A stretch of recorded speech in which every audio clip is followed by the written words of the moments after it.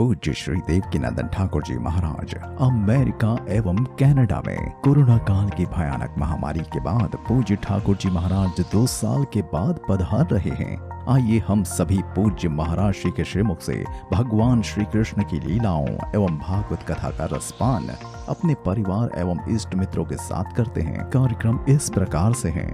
भक्तमाल कथा 17 एवं 18 जून 2022। स्थान Krishna valley temple 13356 Apple valley road, Apple valley, California.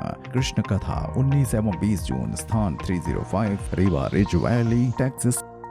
Gita ज्ञान 21 एवं 22 जून। स्थान 17 ridley road, Princeton, new Jersey. अधिक जानकारी के लिए संपर्क करें अमेरिका 201-788-8862। श्रीमद् भागवत कथा 24 से 30 जून 2022। स्थान हिंदू सभा temple 9225 the Gore road, Brampton, Ontario, Canada. अधिक जानकारी के लिए संपर्क करें कनाडा 416-219-4786। वृंदावन की पावन भूमि पर बन रही प्रियाकांतजू गौशाला का भूमि पूजन पूज्य श्री देवकीनंदन ठाकुर जी महाराज के पावन सानिध्य में विजयदशमी के पावन अवसर पर 15 अक्टूबर 2021 को किया गया। इस गौशाला के निर्माण हेतु आप हमें अपना सहयोग प्रदान कर सकते हैं। प्रियाकांतजू गौशाला के निर्माण हेतु करें सहयोग। सुरभि परिवार के सदस्य बनने की सेवा राशि 3 लाख रुपए। प्रियाकांतजू परिवार के सदस्य बनने की सेवा राशि 1,11,000 रुपए। सखा परिवार के सदस्य बनने की सेवा राशि 51,000 रुपए। सहयोग सेवा 11,000 रुपए। इस गौशाला के चारे हेतु ब्रजभूमि में भूमि दान करें। प्रियाकांतजू गौशाला के लिए 11 एकड़ भूमि ली जा रही है। आइए हम सब मिलकर ब्रजभूमि में भूमि दान करें। सेवा इस प्रकार से है। आजीवन गौचारे की सेवा 1,11,000 रुपए। 5 साल गौचारे की सेवा 51,000 रुपए। 1 साल गौचारे की सेवा 11,000 रुपए। 3 पग भूमि की सेवा 5100 रुपए। 1 पग भूमि की सेवा 2100 रुपए। गौ परिवार के सदस्य बनने की सेवा राशि 11,000। ये सेवा राशि हमारे QR कोड को स्कैन करके कर सकते हैं या UPI ID से भी भेज सकते हैं। प्रियाकांतजू गौशाला @ICICI। आप हमें गूगल पे, फोन पे या पेटीएम नंबर से भी सेवा राशि भेज सकते हैं। हमारा नंबर है 9897551777। आप हमें सेवा राशि भेजकर हमारे व्हाट्सएप नंबर 7351114441 पर स्क्रीनशॉट भी भेजें या हमारे अकाउंट नंबर में सीधे जमा करा सकते हैं। अकाउंट नेम प्रियाकांतजू गौशाला charitable trust. Account number 10170501455। IFSC code ICIC 0001017। Branch name ICIC bank limited, Vrindavan. युवा, यूथ तमाम तरीके के प्रश्न धर्म के प्रति रखता है। भगवान है कि नहीं, भगवान को मानना चाहिए कि नहीं, भगवान किसी ने देखा है, ऐसे तमाम प्रश्न हैं जीवन से संबंधित, धर्म से संबंधित, भगवान से संबंधित, और जो बहुत सारे प्रश्न आपके मन में नहीं भी हैं इस प्रकृति से संबंधित, उनके भी उत्तर आपको मिलेंगे। कहाँ? देवकीनंदन ठाकुर जी। इस YouTube चैनल को आप सब्सक्राइब कीजिए और आप मेरे साथ कदम से कदम मिलाइए। जानते हैं धर्म क्या है, विज्ञान क्या है और हमारे ऋषियों का पुराण क्या है, ऋषियों का विज्ञान क्या है, ये जानेंगे। राधे राधे। सब्सक्राइब करें देवकीनंदन ठाकुर जी महाराज के YouTube चैनल को और हमारे वीडियोस को सबसे पहले देखने के लिए बेल आइकन को दबाना न भूलें। यहाँ से करूं, लेकिन एक प्रश्न से हम आज के सत्र का प्रारंभिकरण करते हैं।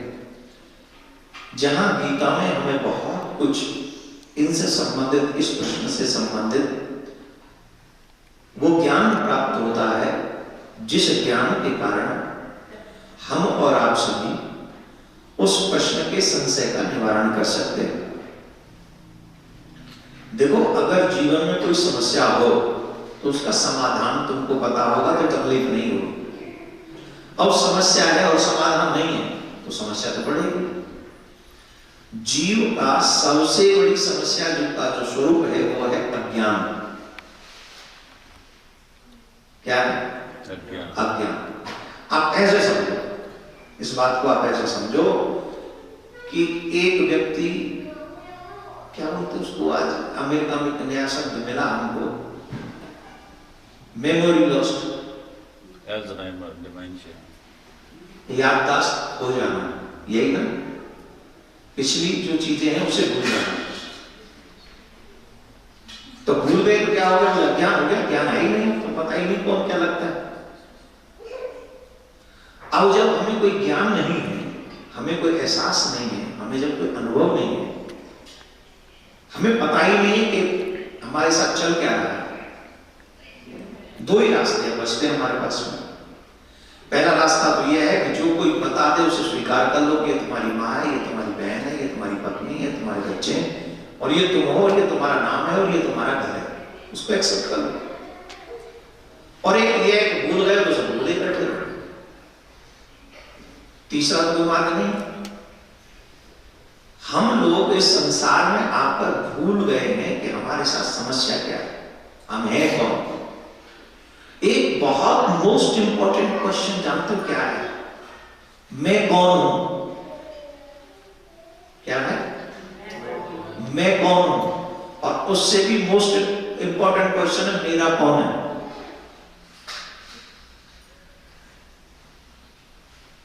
आप ईमानदारी से सोचिए, जिनको हम अपना कह रहे हैं, कई बार ऐसा नहीं लगता कि ये तो गैर जैसा व्यवहार कर रहे हैं हमारे साथ। ये गैर जैसा व्यवहार नहीं कर रहे, ये गैर ही हैं।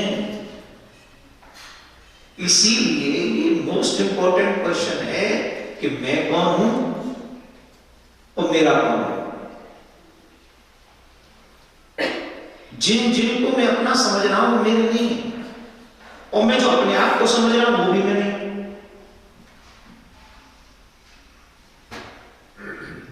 भाई गलत फहमी के कारण ही अर्जुन पीछे जाकर बैठ गया। अर्जुन ने किसको अपना समझे? बोली ये सब मेरे हैं, इनको मारूंगा तो मुझे पाप लगेगा। अच्छा ये तो सब तेरे हैं, लेकिन जो तेरा रथ चला रहे हैं वो कौन है? वो तेरे नहीं। भाई जो तेरा रथ हाँक रहे हैं वो कौन है? वो तेरे हैं कि नहीं? तूने उन्हें अपना समझ लिया जाता है जो सामने खड़े, उन्हें नहीं समझा जिनके हाथ में तेरे रथ के घोड़ों की लगाम है। और वहीं से मिसअंडरस्टैंडिंग, अज्ञान, भ्रम, संशय, अविश्वास और मोह जागृत होता है। वही तो भ्रम है, क्योंकि मुझे ये नहीं पता मैं कौन हूं, और मुझे ये भी नहीं पता मेरा कौन है। जिसने जैसे समझाया आपने वैसे मान लिया। ये तुम्हारी फैमिली, हम एग्री कर रहे हैं, हाँ ये हमारी फैमिली है। ये तुम्हारा वर्क है, बोला हम एग्री कर रहे हैं, हमारा वर्क है। सबने कहा तुम मां के पेट से आए, हम एग्री कर रहे हैं, ठीक। बोले मर जाओ तो पता नहीं कहां जाओ, बोले हाँ पता ही नहीं कहां जाएंगे। जो लोग कहते गए हम समझते गए। अरे भाई ये तुम्हारे हाथ में नहीं था कि तुम्हारा जन्म ऐसा हो, लेकिन ये तुम्हारे हाथ में है कि तुम मर के कहां जाओगे। ये तुम्हारे हाथ में है। तुम चाहो तो इसे बेस्ट बना सकते हो।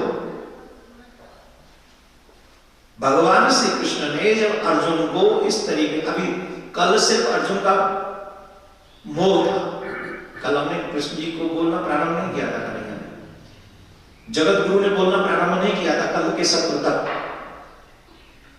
सिर्फ अर्जुन के मोह को, संशय को श्रवण कर रहे थे भगवान।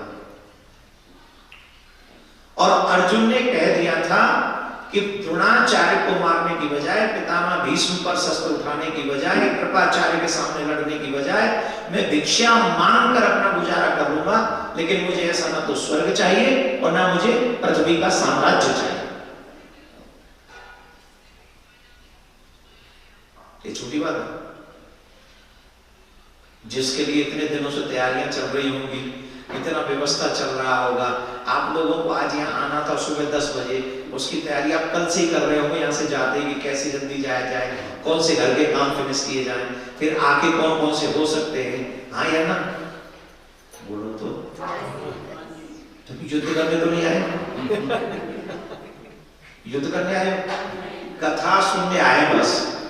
और सिर्फ कथा सुनने के लिए इतनी तैयारी करके आए हैं। कल से मैनेजमेंट चल रहा था आपका कि कहीं कुछ देर ना हो जाए, समय से पहुंच जाए, प्रारंभ हो जाए, पूरी कथा सुनने को मिले। इसलिए किसकी प्लानिंग थी? कथा की। आप सोचो जिस वक्त इतना बड़ा युद्ध चल रहा होगा उसकी प्लानिंग कितनी बड़ी होगी। विश्व का अब तक का सबसे बड़ा युद्ध हुआ महाभारत, इतिहास का अब तक का, उसकी प्लानिंग कितनी बड़ी होगी।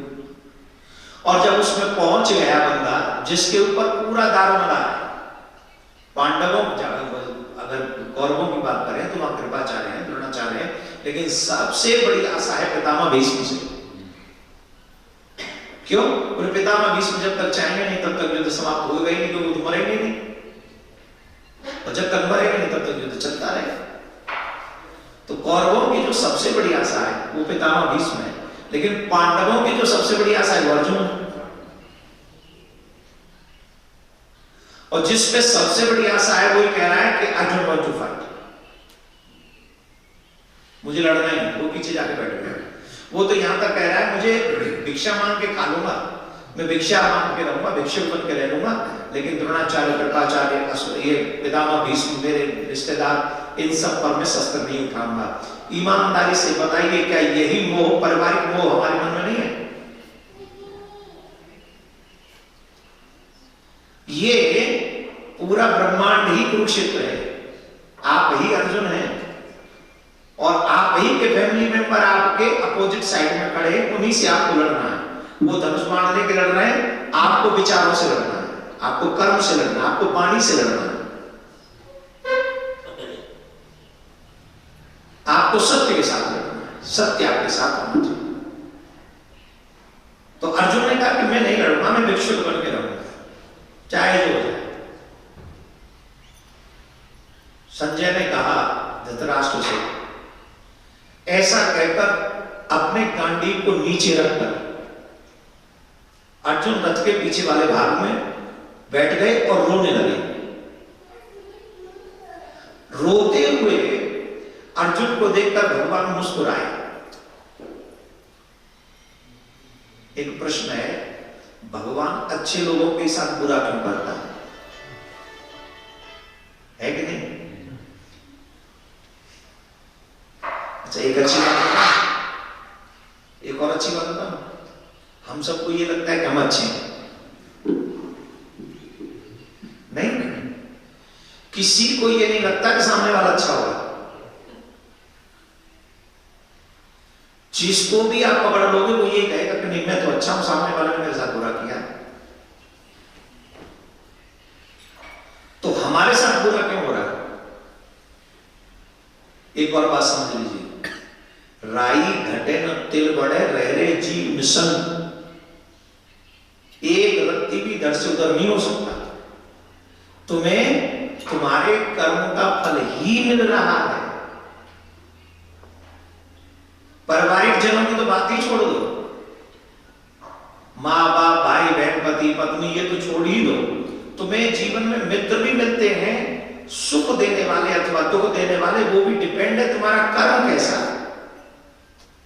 उससे भी बड़ी बात, अगर तुम्हें शत्रु भी मिलते हैं और वो भी दुख देते हैं, वो भी तुम्हारे पिछले जन्म के कर्मों का उनसे कनेक्शन जुड़ा हुआ है। या तो वो तुम्हें दुख देने आए हैं या तुमसे दुख पाने के लिए आए, कनेक्शन है। तो इस कनेक्शन को ना आप भुला सकते, क्योंकि घटेगा बढ़ेगा ही नहीं, वो तो है ही, जो रहेगा ही। तो जब जीव रोता है तो कहता है कि मैं तो बहुत अच्छा आदमी, मेरे साथ बुरा क्यों हो रहा है? पर परमात्मा सब जानते हैं तू कितना अच्छा है। अच्छा इंसान तीन प्रकार से होता है, मानसिक, वाचिक और कार्य। मनसा वाचा कर्मणा, आपका विचार कैसा है, आपका कर्म कैसा है, आपकी वाणी कैसी है। आप कुछ मत करो किसी का बुरा, लेकिन किसी को बुरा बोल दो, ये भी पाप है, ये भी दुख है। आपको बोलने से पहले एक बार नहीं 1000 बार सोचना चाहिए कि मैं अगर इस लहजे में इस बात को बोल रहा हूं, सामने वाले पर इसका इफेक्ट क्या होगा, वो क्या सोचेगा, उसे सुख मिलेगा अथवा दुख मिलेगा। 3 कर्म है ना, मनसा वाचा कर्मणा। अब उसमें आप कहे तो मैं तो अच्छा हूं, लेकिन कभी सोचा आप कितनी कड़वी कड़वी बातें कई बार बोल देते हो, सामने वाला दुखी होता होगा। हो सकता है तुम्हारे सामने न बोले, पीछे से प्लान करेगा ही होगा, जब मौका मिलेगा सिलटा दूंगा इसको। क्यों? तुमसे दुखी है, तुम्हारी वाणी से दुखी है। तुमने थप्पड़ नहीं मारा, तुमने उसकी संपत्ति नहीं हड़पी, लेकिन तुम्हारी वाणी से दुखी है। आपके कर्म से दुखी हो सकता है, बोलो ही मत, मुझे बोलना ही नहीं, लेकिन जब तुम कुछ कहोगे तो करूंगा ही नहीं। कर्म व्यवहार ऐसा हो जाएगा। और तुम्हारे विचार भी तुम्हें पापी बना सकते हैं। बुरे विचार अपने दिमाग में रखोगे तो वो भी पाप ही है। तो मनसा वाचा कर्मणा 3 प्रकार के पाप हैं।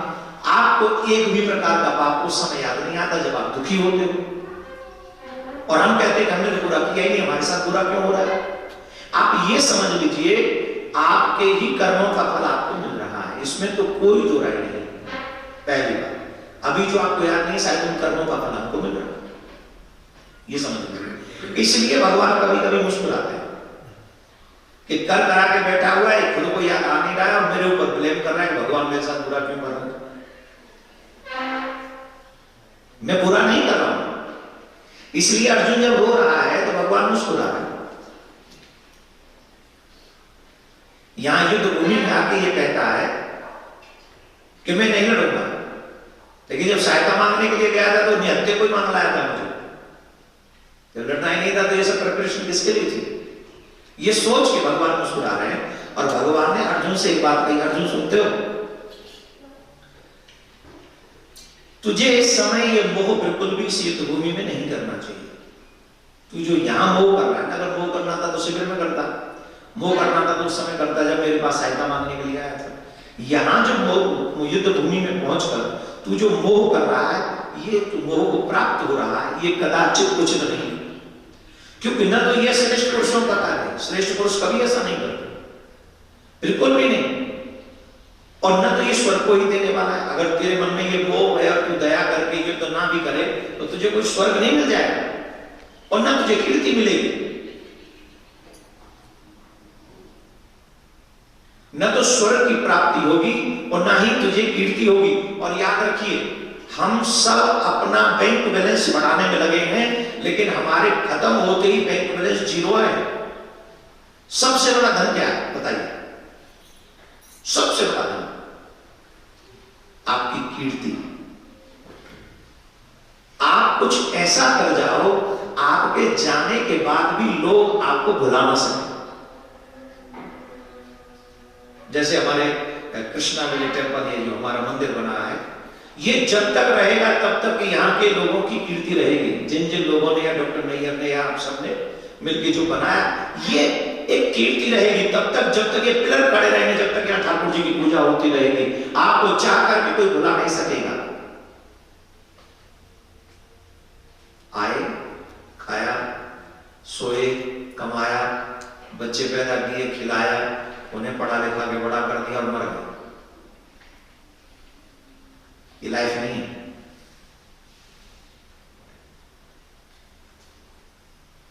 It's not beautiful life. This is a life, animals life. वो भी यही करते हैं। लेकिन कीर्ति प्राप्त हो, और एक और बात ध्यान रखें, स्वर्ग की प्राप्ति भी नॉट श्रेष्ठ है। अगर आप ये सोच के इस संसार से विदा ले रहे कि हमें स्वर्ग मिल जाएगा तुम्हें, वो भी कोई बहुत बड़ा काम नहीं है।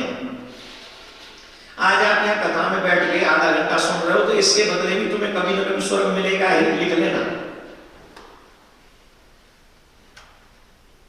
चाहे तुम्हें 2-4 घंटे के लिए भेजा जाए स्वर्ग में, जाओगे, लेकिन क्षीणे पुण्य मृत्यु लोग, जैसे पुण्य नष्ट हो जाएंगे, जैसे धक्का मार दिया जाएगा स्वर्ग से तुमको, फिर क्या होगा? तो स्वर्ग की प्राप्ति भी कोई बहुत बड़ी बात नहीं है। भगवान यहां पर ये कह रहे हैं अर्जुन से कि तुम जो ये कार्य अभी यहां कर रहे हो ना, न तो इसमें तुम्हारी कोई कीर्ति होगी और न तुम्हें स्वर्ग की प्राप्ति होगी और ना ही तुम्हें इस पृथ्वी पर कोई अच्छा करेगा। इसलिए युद्ध भूमि में बैठकर नपुंसकता को तुम प्राप्त मत हो, पुरुषत्व को जिंदा करो, नपुंसक मत बनो। वो ठीक नहीं है, तुझे यह उचित नहीं जान पड़ता है। हृदय की तुच्छ दुर्बलता को त्याग कर अपना गांडी उठाओ और युद्ध करो। भगवान श्री कृष्ण ने अर्जुन को प्रारंभ में इतना बात किया, अर्जुन के शोक के बाद इतनी सी बात कह दी।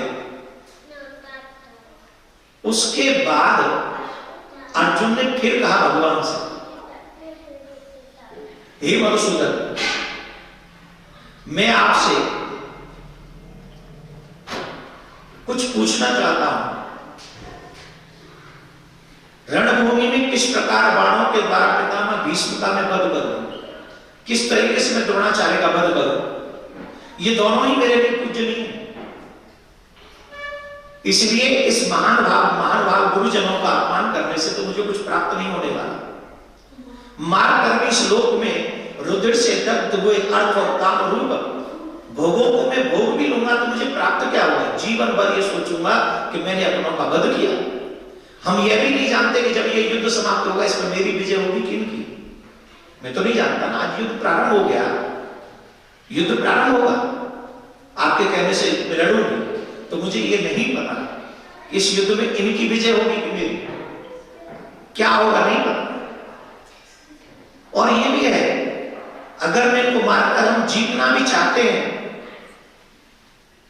इन धृतराष्ट्र के पुत्रों को अगर हम मार भी दें, इनको मारकर हम जीत भी जाएं, तो उससे मुझे सुख मिलेगा कि नहीं, मैं नहीं जानता। अर्जुन ने एक बात बहुत अच्छी कही यहां पर, रोते रोते रोते, जहां उसका काम बन गया। अब तक तो संसारिक बातें कर रहा था, रिश्तों की बात कर रहा था, लेकिन ये सब बातें कहते कहते कहते कहते एक बात उसने कह दी, शिष्य तम शिष्य ते हम साधिमाम प्रपन्नम। हे नाथ, मैं आपका शिष्य हूं, मैं आपकी शरणागति हूं, मैं आपकी शरण में हूं, मैं आपका शिष्य हूं। मेरे मन में जो कायरता उत्पन्न हो रही है, दुर्बलता जो उत्पन्न हो रही है, उसे दूर कीजिए और मैं आपकी शरणागति स्वीकार कर रहा हूं। मुझे आप अपना शिष्य समझिए और मुझे मार्गदर्शन दीजिए, मैं क्या करूं और क्या ना करूं, क्योंकि आपकी शरण में आने के बाद तो सारे कार्य सिद्ध हो ही जाते हैं। परंतु यहां भगवान की शरणागति मतलब भगवान को गुरु मान लिया और स्वयं को शिष्य मान लिया। मैं आपकी शरण में आया हूं, आप मुझे शिक्षा दीजिए, आप मुझे शिक्षा देंगे तो निश्चित कुछ अच्छा ही होगा,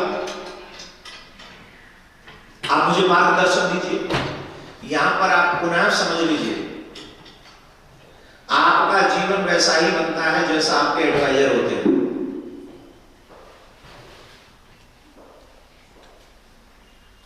महत्वपूर्ण बात है। अर्जुन को जब समझ में नहीं आ रहा था मैं लड़ूं कि हारूं कि बैठूं कि जाऊं कि खाऊं कि पीऊं कि सोऊं, भगवान ने तो कहा ये तुझे मार, तू नहीं इनको मारेगा तो तुझे मार देंगे। बोले मैं हाथों से मर जाऊंगा, मुझे मारना नहीं, मुझे लड़ना नहीं। यहां तक की बातें करने वाला अर्जुन जब भगवान की शरणागत हुआ, जब भगवान से कहा कि तुम मेरे गुरु हो और मैं आपका शिष्य हूं, अब आप मुझे मार्गदर्शन दीजिए। मैं फिर एक बार याद दिला दूं, आपका जीवन वैसा ही होता है जैसे आपके एडवाइजर होते हैं। आपकी उन्नति और आपके विनाश की, पतन की, इसी बात से पता चल जाएगा आपके एडवाइजर कैसे। बुरे एडवाइजरों के साथ आप उन्नति नहीं कर सकते और अच्छे एडवाइजर आपका पतन नहीं होने देंगे। एडवाइजर मतलब सलाहकार, सलाहकार माने हमारी आध्यात्मिक भाषा में उसको गुरु ही कहेंगे। हम लोगों के जीवन में इतने दुख, इतने कष्ट, इतनी तकलीफें क्यों? हमारे एडवाइजर, हमें सलाहकार, और हमारे यहाँ तो सलाह बड़ी फ्री की मिलती है, और जो जैसा बोलते हम वैसा ही कर बैठते हैं और वहीं फंस जाते हैं। सपोज कोई व्यक्ति अमेरिका आया, इंडिया से, स्पेशली पंजाब साइड से आया, उसने सलाह मांगी मुझे अमेरिका में आके क्या काम करना चाहिए, क्या करूंगा, पैसा है थोड़ा सा, काम करना चाहता हूं, पढ़ा लिखा नहीं हूं, डॉक्टर बन नहीं सकता, इंजीनियर हो नहीं सकता, पर पैसा है थोड़ा बहुत, बताओ मैं क्या। अब उसके एडवाइजर बताओ ईमानदारी से सबसे पहला काम क्या सजेस्ट करेंगे उसे? ट्रक चलाओ हैं? ट्रक चलाओ। हाँ चलो इसको भी इन्वॉल्व करते हो, ट्रक चलाओ। एक और एडवाइज कर लेंगे, लिकर स्टोर खोलो। ईमानदारी से बताओ हाँ या ना? और ट्रक बाद में आएगा, लिकर स्टोर पहले आएगा। अब उस एडवाइजर ने हमेशा हमेशा के लिए आपको दारू के ठेके में बैठा दिया, और मेरे जैसा व्यक्ति मिल जाए एडवाइजर तो, मेरे जैसा व्यक्ति मिल जाएगा तो मैं कहूंगा एक काम कर, यहाँ तो कृष्णा वैली में तो टेम्पल बना हुआ है, कहीं दूर जहां सनातनी रहते हो वहां कोई न हो, वहां एक मंदिर बना और वहां पर उन बच्चों के लिए छोटा सा गुरुकुलम भी उसमें रखते, जिससे अमेरिकन और इंडियन मिक्स होकर वो अपनी संस्कृति को रहे अमेरिका में, लेकिन जिंदा रखे अपनी संस्कृति को। ऐसा काम कर तो बना देंगे वो मान तुझे। वो एडवाइस कैसी होगी बताओ? न जाने कितने के घरों के दीपकों को आप बुझने से बचा लोगे, वो एक सलाह बचा लेगा। हो सकता है तुम्हारी अर्निंग मच ना हो, लेकिन तुम्हारी कीर्ति मच होगी, तुम्हारा यश मच होगा। हो सकता है तेरे अकाउंट में उतने डॉलर ट्रांसफर ना हो, लेकिन जितने घरों में तुम दीपक जलाओगे उतने घरों में दुआ होगी, और उतने घरों में दुआ होगी, परमात्मा की सीधी नजर तेरे जीवन पे पड़ेगी। यह है एडवाइस का असर। एक ने लिक्विड स्टोर पे बैठा दिया दारू के ठेके पे, और एक ने तुम्हें ठाकुर के मंदिर में बैठा दिया। Now you decide what advice do you like. कौन सी एडवाइस अच्छी बोलो? संसारिक लोगों के लिए वो लिक्विड स्टोर ही अच्छा है, नहीं नहीं वही चाहिए, लेकिन जिसे कीर्ति चाहिए वो कहेगा नहीं बेकार, भारत में छोड़ा है तो सिर्फ इसके लिए क्या, हम यहाँ आके कुछ अच्छा करेंगे। ये डिपेंड है तुम्हारा एडवाइजर कौन है। आज अर्जुन को सही एडवाइजर मिला, नहीं सही गुरु मिला। जब जीवन में मार्गदर्शक अच्छा मिल जाए तो तुम्हारी उन्नति होने से कोई रोक नहीं सकता। यही बात यूथ पे डिपेंड है, यही बात जवानों पे डिपेंड है, और यही बात बुजुर्गों पे भी डिपेंड है। उम्र से बड़ा हो जाना कोई बड़ी बात नहीं। आप उम्र से बड़े हो जाओ और आप ये सोचो कि अब हम किसी की एडवाइस ही नहीं लेंगे, गलत। जीवन भर आपने संसार का काम किया है, हो सकता है एक एडवाइस आपके बच्चे की, आपके बेटे की, आपका बेटा भी आपको अच्छी एडवाइस दे सकता है। बच्चों को तो एडवाइस की बहुत जरूरत होती है, जवानों को तो उससे भी ज्यादा होती है, लेकिन एडवाइजर अच्छा है। आज अर्जुन को एडवाइजर के रूप में, गुरु के रूप में भगवान श्री कृष्ण मिल गए, और उन्होंने कहा कि शिष्य थे हम, मैं आपका शिष्य हूं, मैं आपका शिष्यत्व स्वीकार करता हूं, आप कृपा कीजिए। साधवान त्वाम प्रपन्नः। अच्छा एक बात है सुनो, हम भी किसी न किसी के शिष्य होते। जब आप शिष्य होते हो तो गुरु को प्रणाम करते हो कि नहीं करते हो? और एक प्रणाम का तरीका हम सब जानते हैं, सर झुका के प्रणाम करना, साष्टांग प्रणाम करना, करते कि नहीं? लेकिन सर झुकाने को प्रणाम कहेंगे? हो गया शरणागति, हो गई।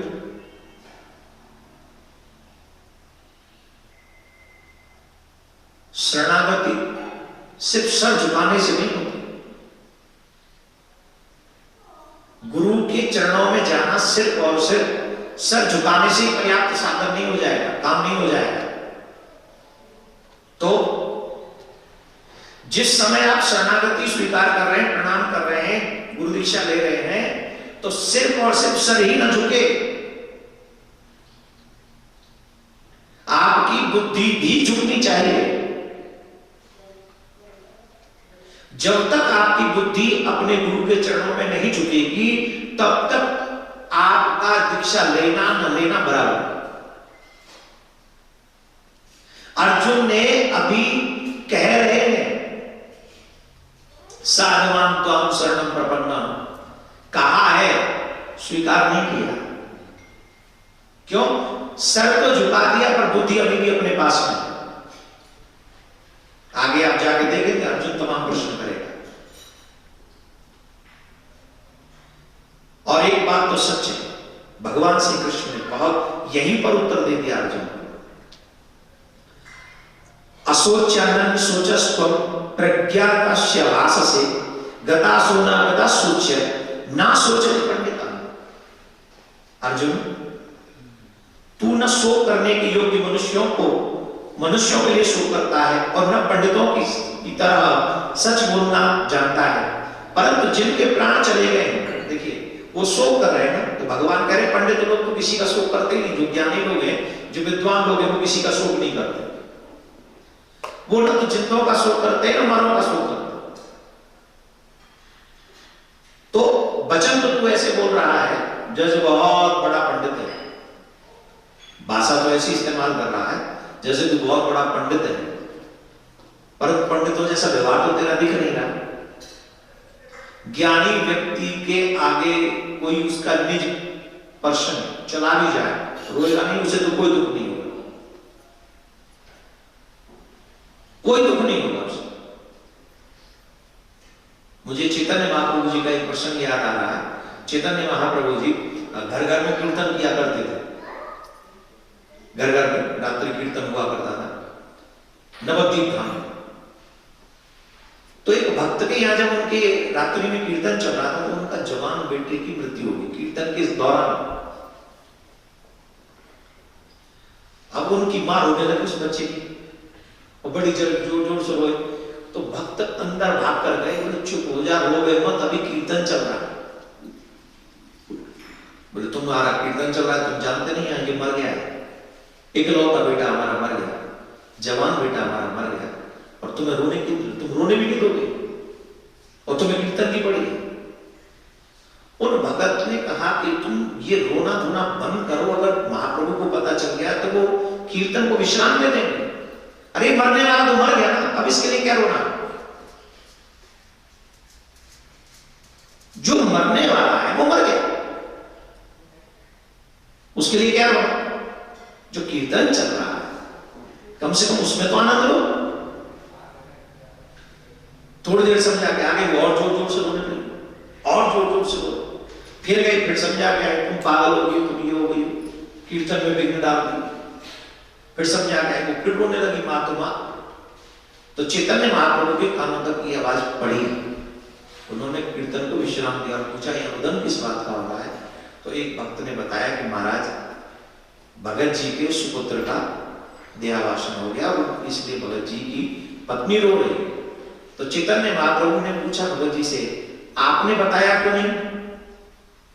भगत जी ने कहा बताऊं तो इस आनंद से निवृत्ति हो जाएगी, जो आनंद यहां चल रहा है।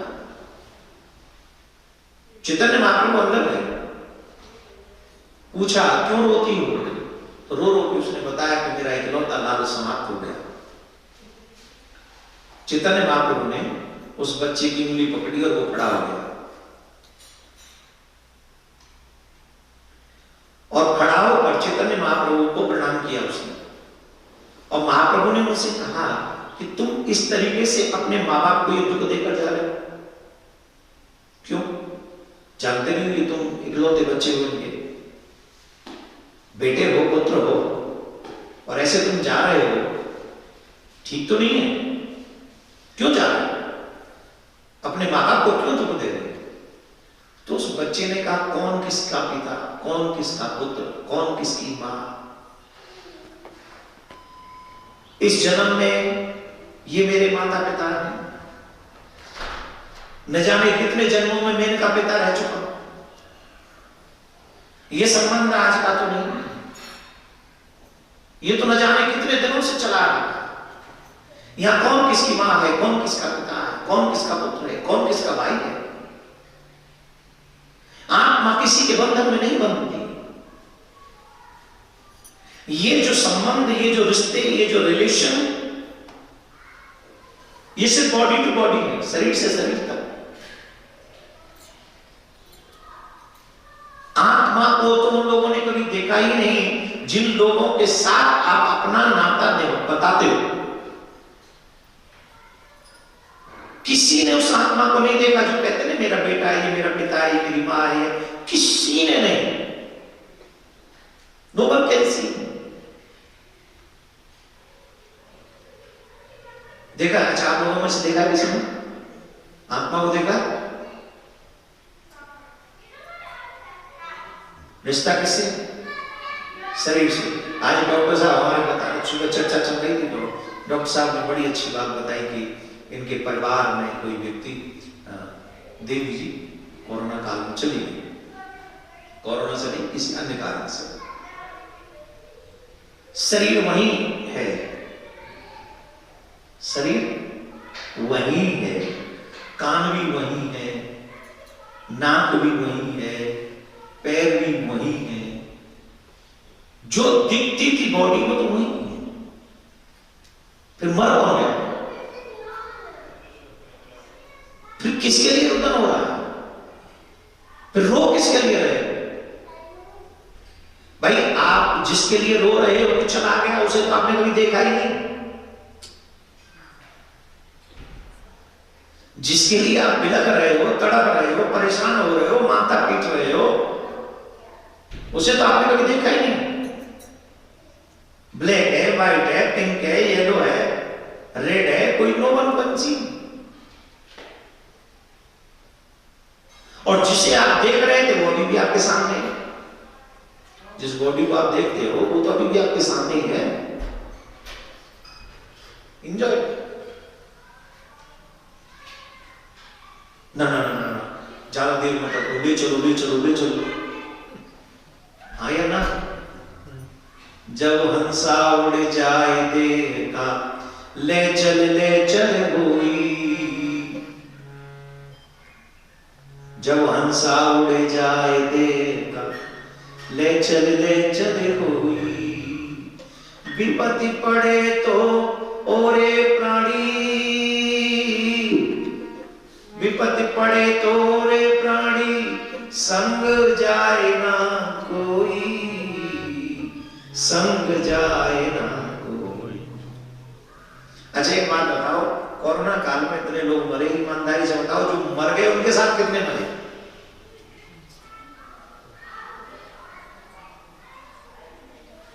तो जो दिख रहा है वो तो, जो दिखता था वो तो अभी भी दिख रहा है, और जो कभी दिखाई नहीं वही चला गया।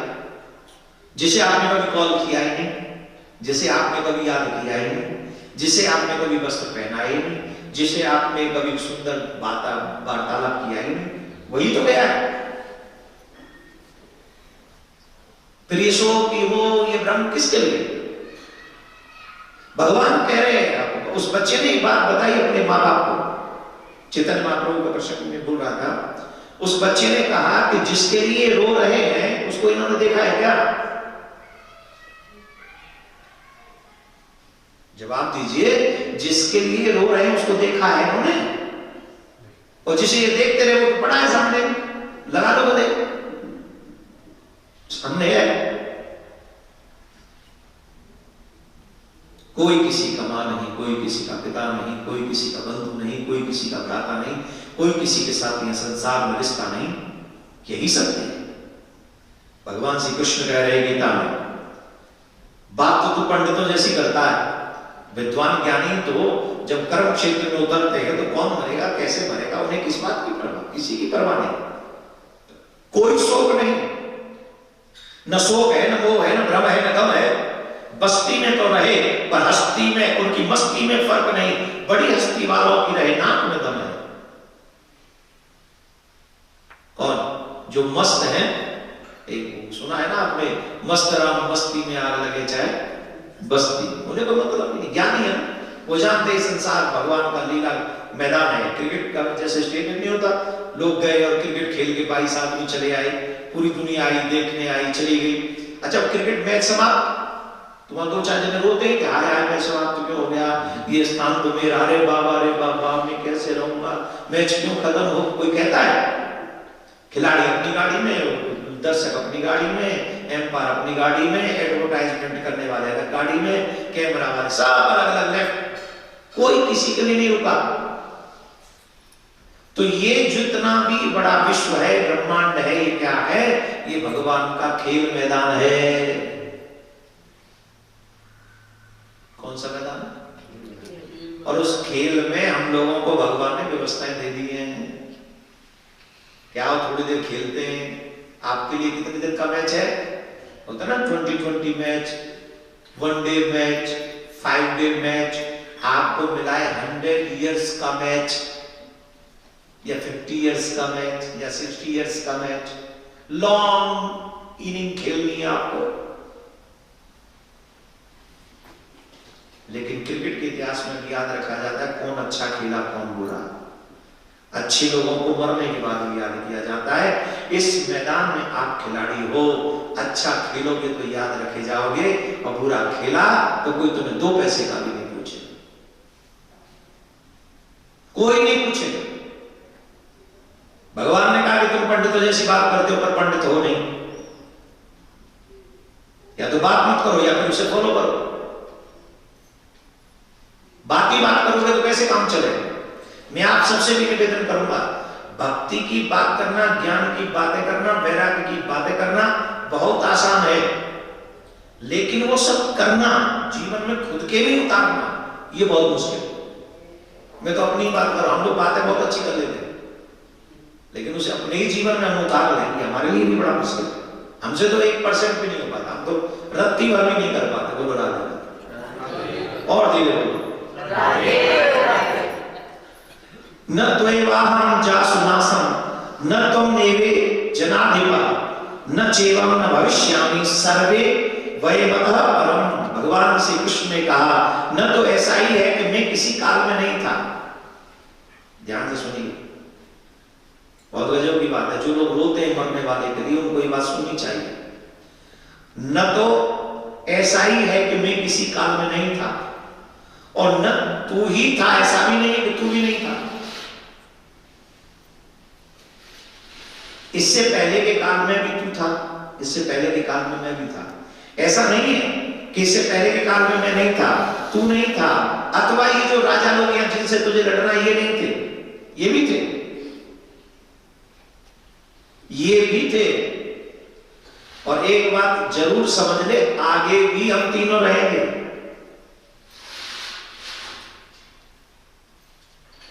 थे, हैं और रहेंगे। हमें कोई मिटा नहीं सकता। जिनके लिए तुम रो रहे हो उन्हें कोई मिटा, तुम मार नहीं सकते हो। एक बात और अच्छी बता दें, आपको बड़ी अच्छी लगेगी। आपसे भगवान ज्यादा सीनियर नहीं है।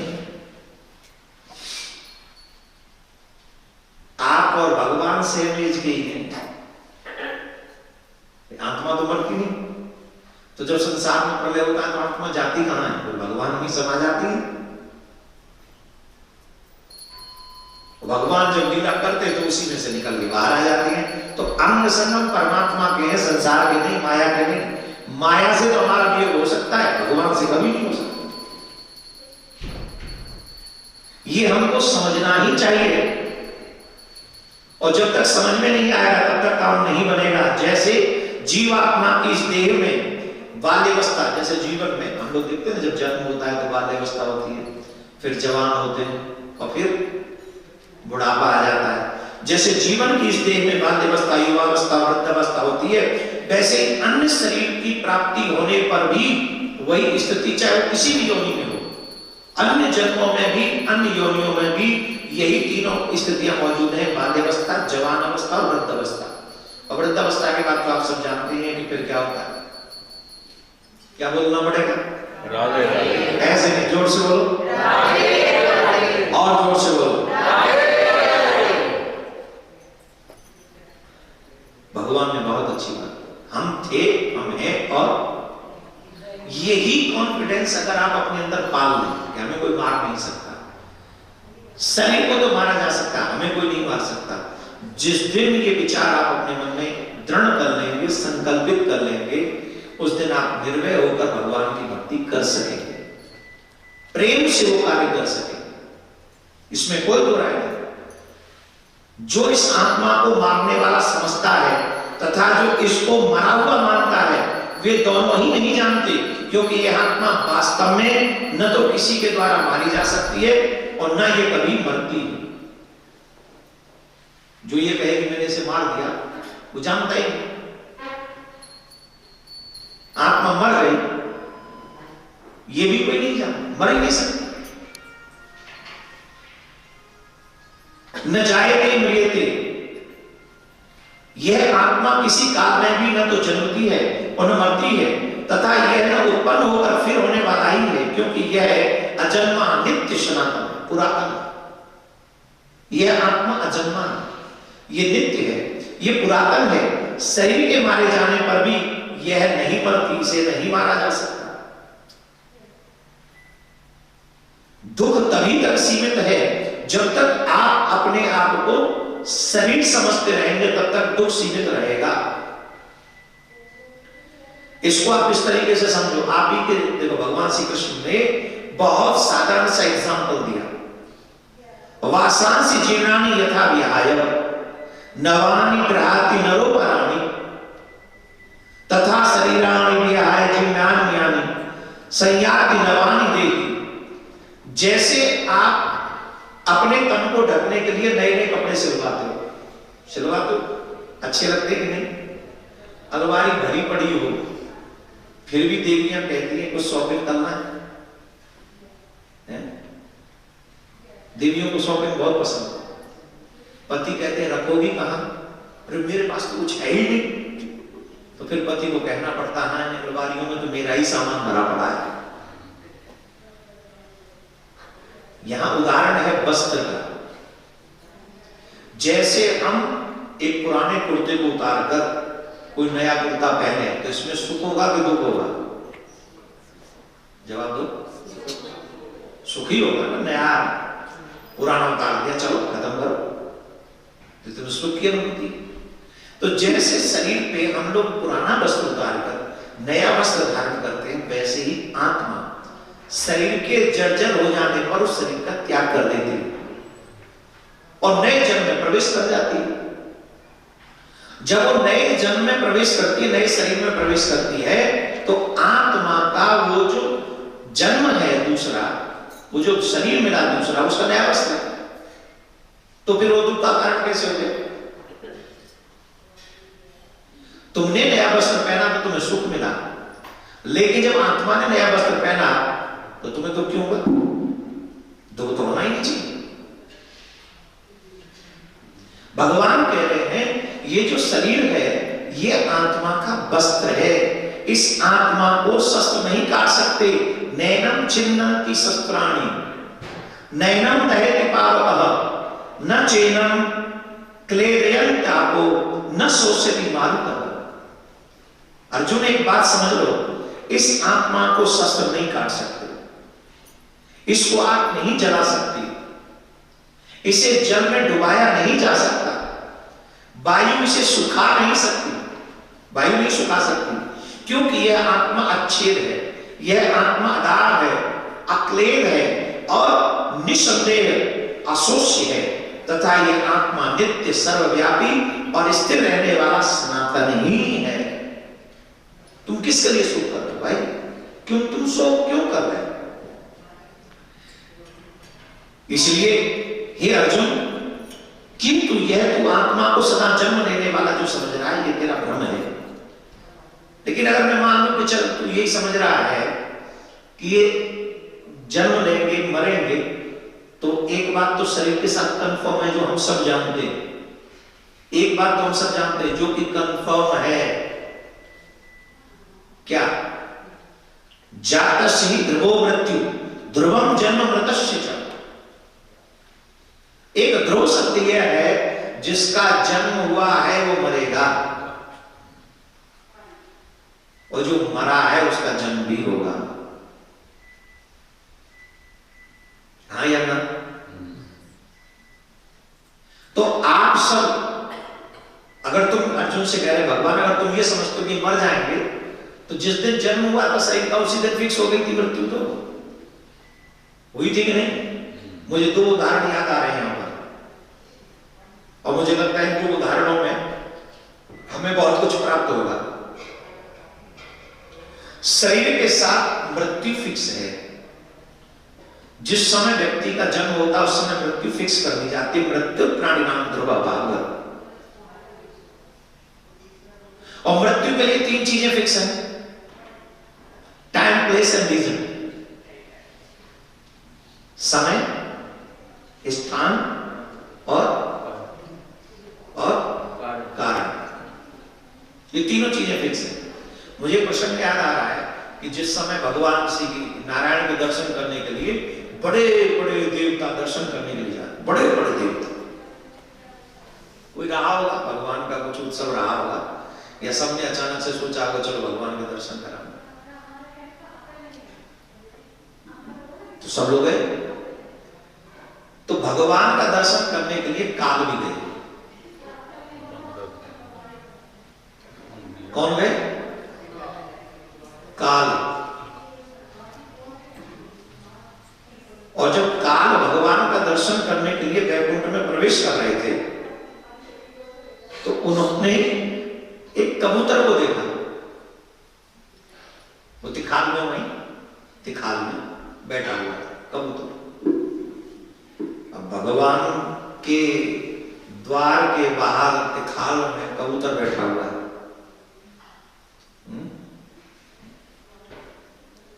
काल ने उसे देखा।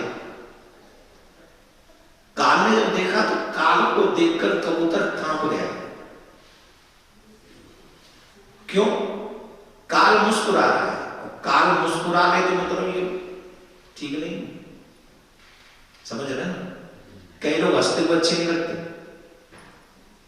हंसे तो पता नहीं क्या करे, और काल हंसे तो फिर तो मतलब सब कुछ गोविंदाय नमो नमः, मतलब सब कुछ लुटने ही वाला है। काल मुस्कुरा रहा है, कबूतर पसीना पसीना हो गया। काल मुस्कुरा के चले गए। पीछे से गरुड़देव आए। गरुड़देव ने देखा कि कबूतर कांप रहा है, पसीना पसीना हो रहा है। अच्छा, पक्षियों के राजा हैं। गरुड़देव ने पूछा व्हाट हैपेंड, क्या परेशानी? तो उसने जाके पैर पकड़ लिए। कुछ मत पूछो, कुछ नहीं पूछो, ऐसा लगता है अब तो विदाई का टाइम आ गया। क्यों, क्या हुआ? बोले अभी अभी आपसे पहले काल गया है यहां से। तो बोले अभी अभी काल गया है और मुझे देखा उसने। बोले तुम्हें देखा तो कौन सी बड़ी बात, तुम यहाँ हो तो देख लिया होगा, मैंने भी तो देखा ही है। बोले नहीं, आपके देखने में और उसके देखने में बड़ा फर्क था। क्या फर्क है? बोले आपने अपनत्व के नाते देखा है, वो मुस्कुरा हो रहा है। मुझे लग रहा है कि टाइम इज गॉन, आप हमारे राजा बचा लो। बोले घबराओ, चल बैठो, हमारे पीठ पे बैठो। पीठ पे बैठा और 7 समुद्र पार एक गुफा में, अंधेरी गुफा में। यहाँ काल आएगा ही नहीं, यहां तक आएगा क्यों? तुझे ढूंढने के लिए यहां थोड़ी आएगा। एक घोर गुफा में बैठा के चले आएगा। अच्छा, स्पीड इतनी अच्छी थी, जितनी देर में काल दर्शन करके गए ये आए, और जैसे वो लौटे तो गरुड़देव फिर वहीं पहुंच गए। कहां? ठाकुर जी के द्वार पे, वैकुंठ के द्वार पे।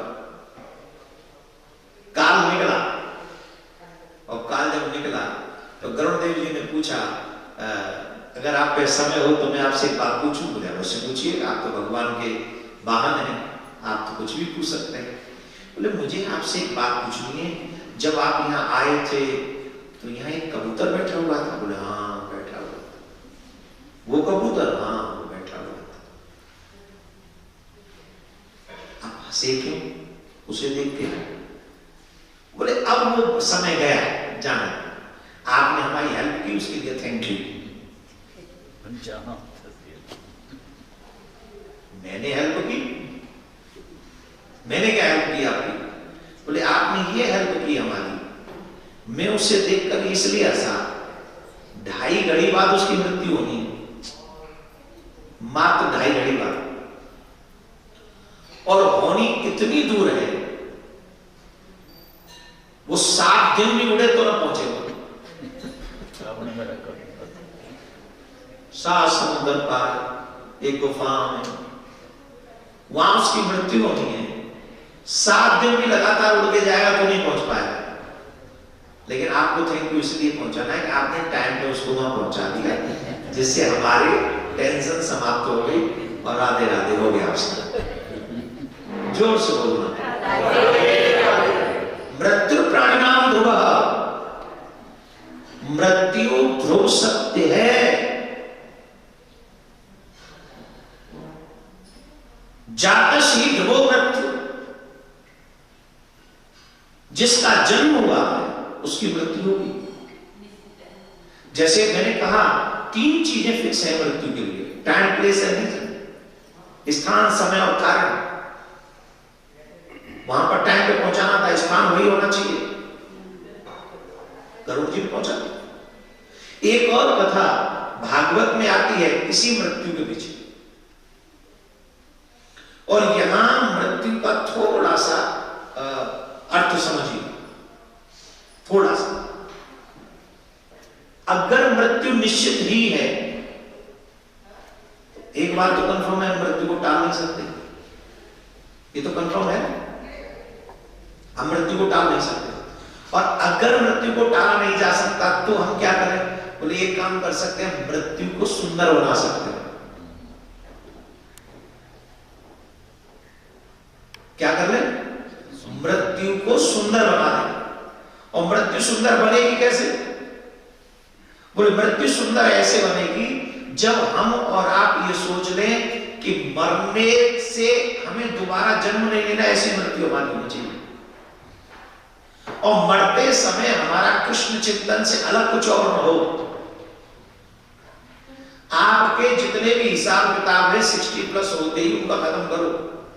जितने भी हिसाब किताब जो भी हैं आपके, सब अपने पास में कितना रखोगे इतना रखो, जो यहाँ जैसे लोग आते रहे, दुकान पुण्य चलता रहे, दवाई आपकी कोई बीमारी हो तो उसकी काम चलती रहे, और कहीं आना जाना हो तो आपको अपने बच्चों के आगे भी हाथ न फैलाना पड़े, इतना अपने पास में अवश्य रखो। और वो भी ये कहकर के Thakur ji it's not mine, ये मेरा नहीं है,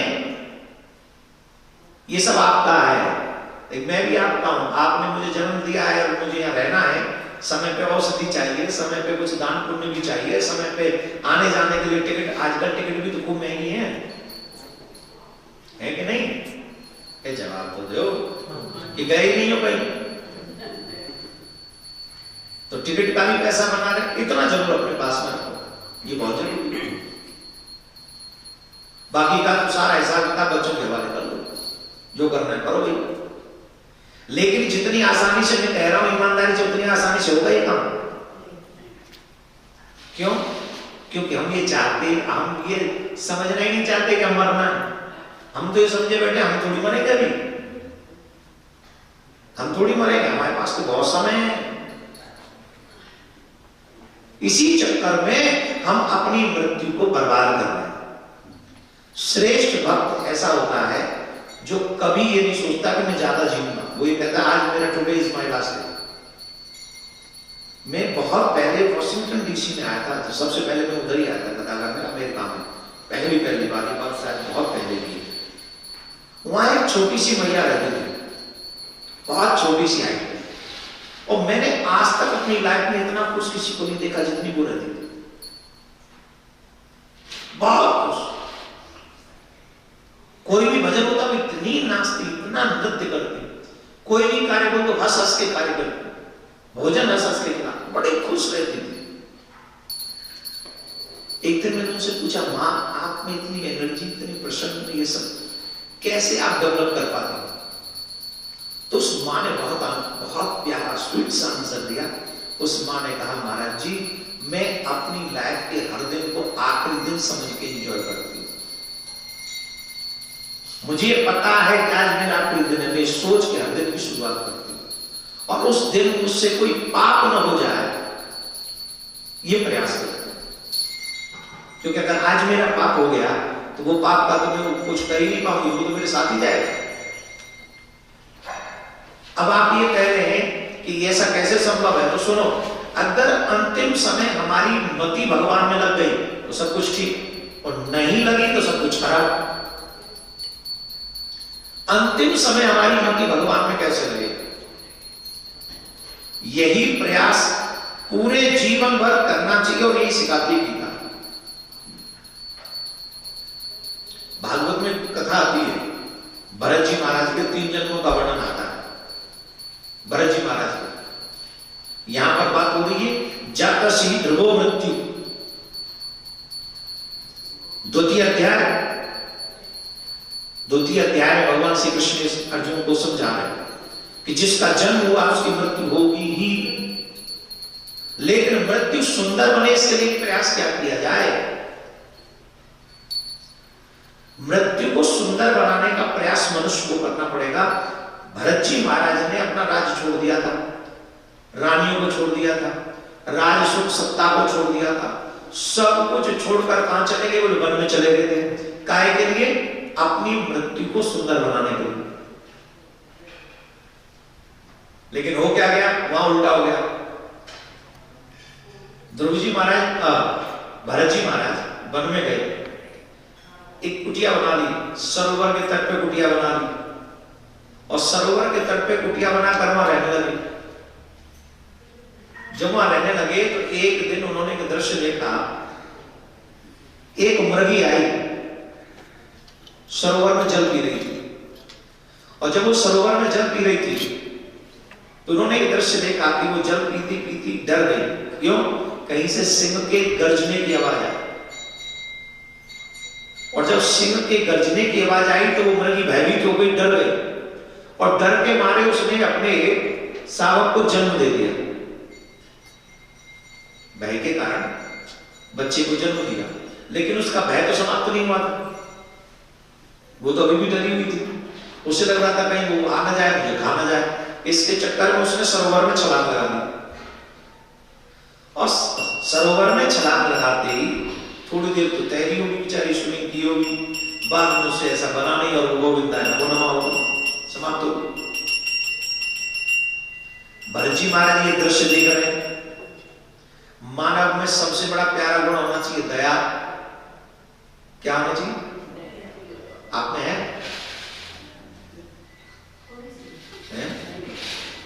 बोलो बोलो पर थोड़ी सी, अच्छा है थोड़ी, अच्छा वो थोड़ी सी भी दया अपनों पे निकलती होगी, हैं? उसको नहीं निकालते, अपनों पे ही ना, ये क्या यस, अपनों पे निकलता, वो दया अपनों पे निकलती। चलो हम बताते, सुनो अभी उदाहरण दे दो। अच्छा सुनो ना, अभी उदाहरण दे दो। आपके बच्चों की शादी हो गई? नाती है? नाती है? नाती अभी बच्चा नहीं है, नाती बड़े हैं ना, नाती छोटे बड़े कोई फर्क नहीं पड़ता, जो हम कह रहे हैं वो नाती है ना। अब एक बात बताओ, एक तो आपका नाती रो रहा हो और एक पड़ोसन का नाती रो रहा हो, और आपके पास ऑप्शन एक है, केला एक है जो हम किसी को दे दें, तो आपको दया ज्यादा किस पे आएगी? हाँ आएगी तो उस पे भी पर देंगे केला, पहले उसी को देंगे। तो बात सिद्ध हो गई कि नहीं? सिद्ध हुई ना, इसलिए ब्रजवासियों से पंगा नहीं लेने का। पर ये सत्य है, ये सत्य है कि पहली बात तो आज के मनुष्य में दया नहीं है। आज का मनुष्य दयाहीन होता जा रहा है। अगर दया है भी तो उसे भी वो अपनों तक सीमित रखता है, और उसे दया कम कहेंगे, मोह ज्यादा कहेंगे। वो दया नहीं है, फिर वो मोह है। दया तो ये है कि हम सब पे करें, मनुष्यों पर ही नहीं, पूरी सृष्टि में दया, जलचर थलचर नभचर गगनचर, हमको सब पे दया करनी चाहिए। गर्मियों के दिनों में हमें अपने अपने उन पशु पक्षियों के लिए भी थोड़ा सा जल बाहर रख देना चाहिए, कुछ खाने के लिए रख देना चाहिए। ऐसी गर्मी में, भीषण गर्मी में हो सकता है उन्हें कहीं जल न मिले पीने को, वो हमारे कहीं आसपास आकर जल पी। ये दया है, ये दया रखनी चाहिए। भरत जी महाराज को उस मृग के बच्चे को देखकर दया आई। भरत जी महाराज सोच रहे हैं कि अब इस मृग के बच्चे का लालन पालन कौन करेगा? कोई तो हो जो इसका लालन पालन करे।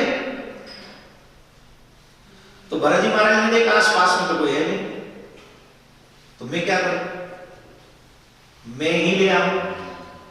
तो भरत जी महाराज उस मृग के बच्चे को अपने कुटिया में ले आए और भरत जी महाराज उस कुटिया में पहुंचकर उस मृग के बच्चे का इतना ध्यान रखते हैं जैसे एक बच्चे का ध्यान रखा जाता है, जैसे एक माता पिता अपने बच्चे का पूरा टेक केयर करते हैं, वैसे ही उन्होंने भरत जी महाराज ने मृग के बच्चे के ऊपर दया करी। यहां तक सब ठीक था, यहां तक कोई भी चीज रॉन्ग नहीं है। यहां से आगे एक मिस्टेक हो गई, उस मृग के बच्चे में उनका मोह जगने लगा। बार बार उठकर मृग को देखना, बार बार मृग की देखभाल करना, खुद नहीं खाएंगे पहले मृग को खिलाएंगे, खुद जल नहीं पिएंगे वो पहले मृग को जल पिलाएंगे, उसका बहुत ध्यान रखना। यही गलती हो गई। दया करना गलत नहीं है, किसी का पालन लालन पालन करना गलत नहीं है, लेकिन उसमें मोह कर लेना गलत है। जैसे भरत जी महाराज का मोह मृग में है, वैसा ही मोह हमें भी अपने कुछ फैमिली मेंबर्स में है। अब उस मोह का परिणाम क्या है वो सुनिए। मोह का परिणाम क्या है वो सुनिए। एक दिन मृगों का समूह, एक दिन मृगों का समूह उस सरोवर में जल पीने के लिए आया और मृग के बच्चे ने उस मृगों के समूह को देखा तो मृग के बच्चे को लगा कि जैसा मैं हूं वैसे तो ये है,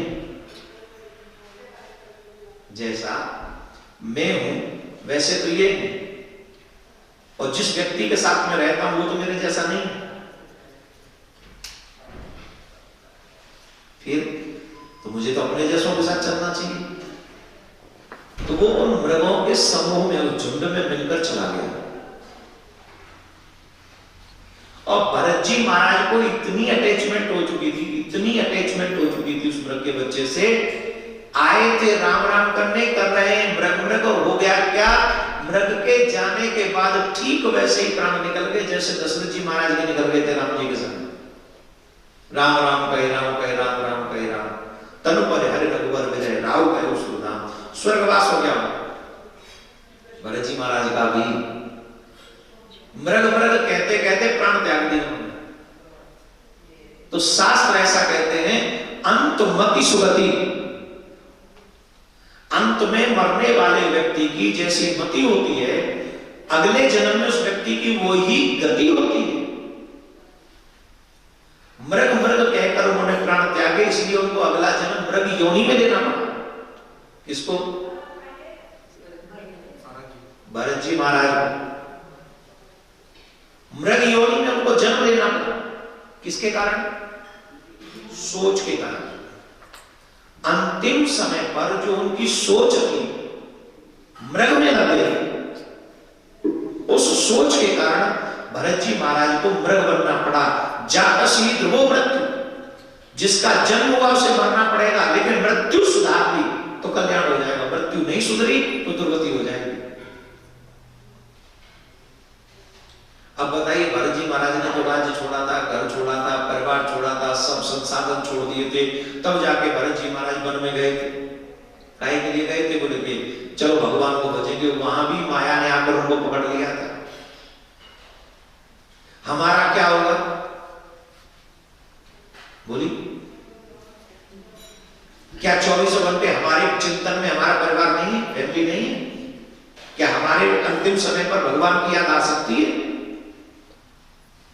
और मैं कुछ लोगों की बात जानता हूँ कि काफी लोग मुझे वहां भारत में मिलते हैं, बताते हैं हमारा बच्चे फलानी जगह पे है, मेरा बेटा वही है वही है। अच्छा, जिनका इकलौता बेटा भारत से बाहर आकर यहाँ अमेरिका में अपना जीवन यापन कर रहा हो और भारत में माँ बाप रह रहे हो, ईमानदारी से बताओ माँ बाप की सोच में कौन होगा?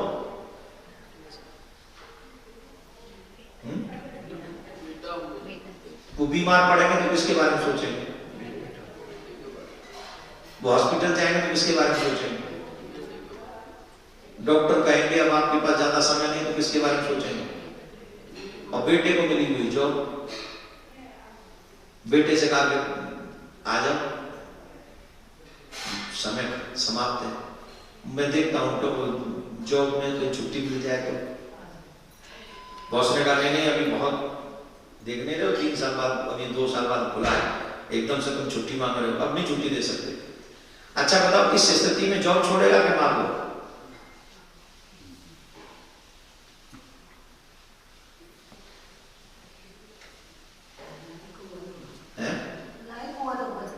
क्या लाइफ हुआ तो अमेरिका छोड़ेगा, आज्ञाकारी हुआ तो माँ बाप के पास जाएगा।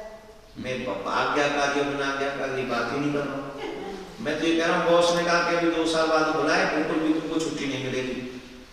और माँ कह रही है तेरी छुट्टी मिले न मिले पर परमात्मा ने मैं छुट्टी पे बुलाई नहीं, मेरी छुट्टी फिक्स हो चुकी है, मेरी टिकट भी कंफर्म है, डॉक्टर ने कह दिया है कि अब ज्यादा समय नहीं।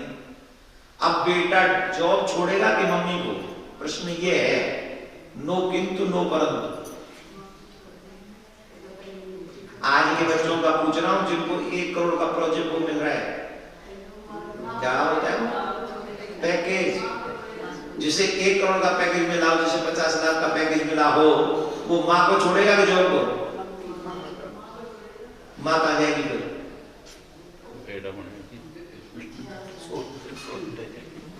जो व्यक्ति मोह के कारण मरता है, धन के मोह के कारण मरता है, उसे अगले जन्म में सांप बनना पड़ता है। जिसका मन अंतिम समय धन में लग गया हो वो अगले जन्म में सांप बनेगा, और जिसका मन संतान में लग गया हो तो उसकी भी सदगति नहीं, उसकी भी दुर्गति होगी। इसीलिए हमारे यहां ये कहा गया है कि जीवन चाहे तुम्हारा जैसे निकल जाए, लेकिन मृत्यु भी अगर सुधर गई तो तुम्हारा कल्याण हो जाएगा। लेकिन तुम सोचो लास्ट पॉइंट पे में मृत्यु सुधार होगा, इम्पॉसिबल है। पूरे जीवन भर की प्रैक्टिस ही तुम्हारे काम आती है मृत्यु के समय में, कि तुम्हारे शरीर को डॉक्टर लोग सुन्न भी कर दें, मूर्छित भी कर दें, तो भी तुम्हारी चेतना जागृत हो और कृष्ण कृष्ण उच्चारण कर रही हो। तुम्हारे शरीर के सुन्न होने पर तुम्हारी चेतना भी कभी सोए ना। एक माता जी कल हमको मिली थी, दूर से आई, बोले महाराज 14-15 साल बाद आई हूं अमेरिका में, 15 साल बाद मिली मैं इनसे। क्यों साहब कितने साल बाद मिले? 16 ले में तो 14-15 पे 1 साल और एक्स्ट्रा, 15 साल 16 साल बाद मिले अपनी देवी जी से। तुम भी नहीं गए वहां? अच्छा, दूसरी वाली व्यवस्था में हो गई। अब ठीक हो? कैसा लग रहा है इनसे मिलके आपको? हाय हाय वो बढ़िया था, 16 साल की खुशियां बांट रहे, चलो भगवान खुश रहे। तो बताइए, एक मुझे एक और चीज याद आ रही है, आपको बहुत तो सुना दी। कोई सॉन्ग है, गाना है किसी फिल्म का, और आप जैसे लोगों पे ही वो बनाया किसी ने, बहुत अच्छा है। आजा रात बहुत है छोटी, अपने घर में भी है रोटी, है देश पराया छोड़ के आजा, पंछी पिंजरा तोड़ के आजा, तेरे बिन जब आई होली, पिचकारी से निकली गोली, तेरे बिन जब आई दिवाली, दीप नहीं दिल जले गए खाली। आजा अपना आजा, जब आजा रात बहुत है छोटी, अपने घर में भी है रोटी।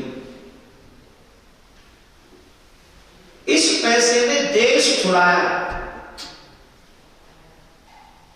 तूने पैसा खूब कमाया, लेकिन इस पैसे ने देश, ये एक एक शब्द उस समय लिखे जाते थे महाराज, ईमानदारी से उस माँ से पूछो जिसका इकलौता बेटा विदेश में या नौकरी कर रहा हो और वो इकलौती माँ हॉस्पिटल में एडमिट हो और वो माँ इंतजार कर रही हो, प्रतीक्षा कर रही हो, वो बूढ़ा बाप प्रतीक्षा कर रहा हो कि मेरा बेटा आएगा, मेरी मृत्यु होने से पहले मेरे सामने खड़ा होगा, लेकिन बेटे की अपनी अलग मजबूरी है, बाप वहां मरने के लिए तैयार है, माँ पड़ी है। उससे पूछो कि तुमने जीवन में क्या कमाया है, उस माँ से पूछो, उस पिता से पूछो कि तुमने क्या कमा लिया। वो कहेगा कि मैंने जो जीवन में कमाया था, मेरे अंतिम समय पर मेरा कुछ नहीं मुझे मिला, मैंने सब कुछ गंवा दिया। मैं ज्यादा दिन के लिए नहीं आया, बहुत शॉर्ट टाइम के लिए आया हूं, लेकिन जब आज भी अपना देश छोड़ता हूं, मेरी आंखें रोए न रोए, मेरी आत्मा रोती है देश छोड़ते समय। प्रॉमिस। आता हूं तो सिर्फ इसलिए कि चलो कृष्ण का नाम लेंगे तो कुछ अच्छा होगा। मेरी आत्मा आज भी रोती अपना देश छोड़ने से पहले। यही संसार, यही माया।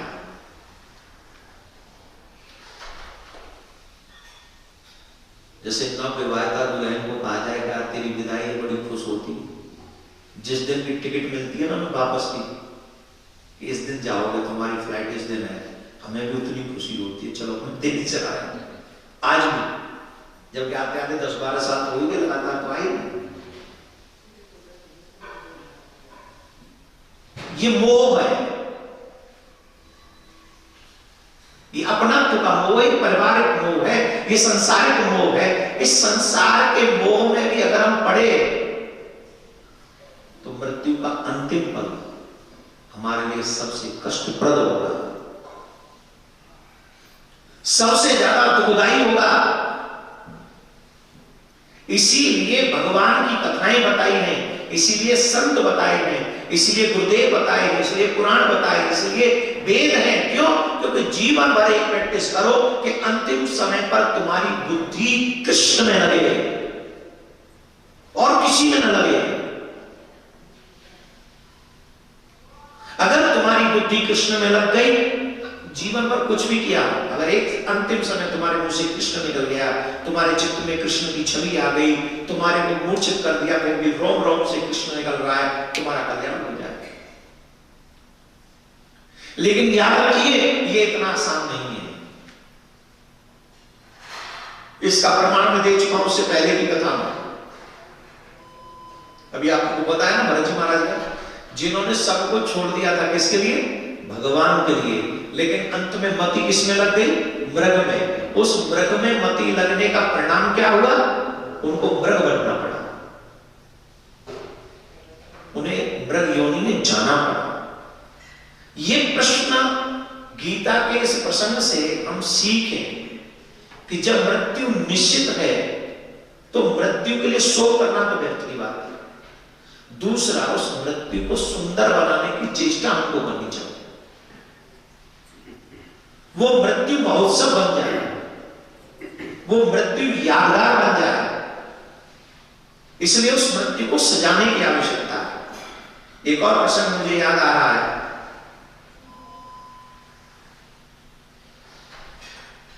जटायु जी महाराज का नाम आज भी अमर है? क्यों अमर? उनके कर्म के कारण, क्योंकि समय ज्यादा नहीं है। कितने समय मिनट और बचे? साहब 12 तो 12 मिनट में प्रश्न पूरा होगा नहीं, फिर भी शॉर्ट में समझा देता हूं। जिस समय रावण ने जटायु को मार दिया और भगवान श्री राम जटायु जी महाराज के पास पहुंचे, तो भगवान को लगा कहीं ऐसा ना हो जटायु जी में अच्छी किसी की रक्षा की, जान से आग होना पड़ा, कहीं ऐसा जटायु की बात में न सोच रहे। इसलिए भगवान ने जटायु जी से एक बात कही। वो बात क्या थी? अमर करम तन राखौ ताता।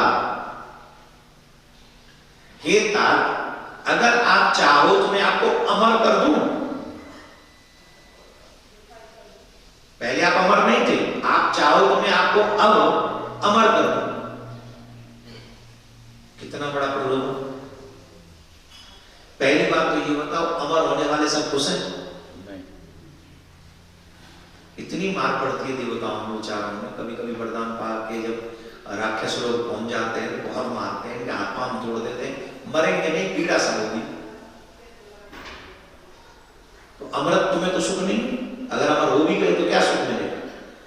तो जटायु जी से कहा आप अगर चाहो तो मैं आपको अमर कर दूं। और जटायु जी ने मुस्कुराकर, जिनके पंख कटे हुए वो मुस्कुरा रहे हैं। आपकी शक्ति, आपका बैंक अकाउंट, आपकी फैमिली, आपका परिवार है, पक्षियों की पूरी पावर, पूरी दुनिया, पूरी शक्ति उनकी पंखों में। और जिसके पंख कटे हुए जटायु जी महाराज, भगवान कह रहे हैं मैं तुम्हें अमर कर दूं, वो जटायु जी क्या कह रहे हैं? मुस्कुरा रहे हैं पहले। मतलब बोले वो समझ गए कि भगवान हमें बड़ी गति देने की बजाय, बड़ी चीज देने की बजाय छोटे में से हटा रहे हैं। क्यों? अमर होना छोटी बात है? बहुत छोटी बात है। अमर होना इट्स नॉट बिग डील। इससे भी बड़ी चीज है। अगर इसे डिनाई कर देंगे तो भगवान बोल देंगे। तो मुख मुस्काए कही ते ही बात, मुस्कुरा के जटायु जी महाराज ने एक बात कही, और वो बात ये थी कि जन्म जन्म मुनि जतन कराही, अंत राम कहे आवत नाही। पूरे पूरे जीवन भर हजारों हजारों वर्ष लोग सिर्फ इसलिए तपस्या करते हैं, कथा करते हैं, भजन करते हैं, साधना करते हैं, साधन करते हैं, जिसके लिए जब हमारा अंतिम समय हो तो हमारे प्राण निकलने से पहले भगवान का नाम हमारी जिह्वा से निकल जाए। सिर्फ भगवान का नाम हमारी जिह्वा से निकल जाए, हमारी काम हो जाएगा। पूरे जीवन भर प्रयास करते हैं, उस बात के लिए प्रैक्टिस करते हैं, लेकिन आप उससे कह रहे मैं अमर हो जाऊं। सोमम लोचन गोचर आगे, राखव नाथ देह की लागे। जिनके नाम लेने भर से अंतिम समय जिनका नाम हमारे मुंह से निकल जाए, उस व्यक्ति को परम धाम प्राप्त हो जाता है। वो बार बार जन्म लेकर नहीं आता फिर। और वही नामधारी राम मेरे सामने विराजमान है अभी। कब? जब मेरे प्राण निकलने वाले हैं। तो अब जब वही नामधारी मेरे सामने है, तो बताइए मैं किस लिए अपना जीवन रखूं? मैं किस लिए अपने प्राण रखूं? वो जीवन बेकार है जिसमें राम नहीं, और वो मृत्यु भी पवित्र है, धन्य है, श्रेष्ठ है, जिस मृत्यु से पहले हमारी जिह्वा से भगवान का नाम निकल जाए। बोलो राधे राधे। और धीरे बोलो तुम्हें थोड़ी नहीं करवाना अंतिम समय नाम। वो मृत्यु भी पवित्र है, वो मृत्यु भी धन्य है। इसलिए आप सब ये इस प्रसंग के माध्यम से जान गए होंगे कि भगवान ने अमृत का लोभ दिया, जटायु जी ने स्वीकार नहीं किया। क्यों नहीं किया? क्योंकि वो जानते थे कि मुझे तो और भी बड़ी गति मिलने वाली है। क्यों? जिसके भगवान का नाम तार दे वो तो भगवान ही मेरे सामने। उसके बाद क्या किया? जटायु जी समाप्त हो गए। हुआ क्या? भगवान ने दिया क्या?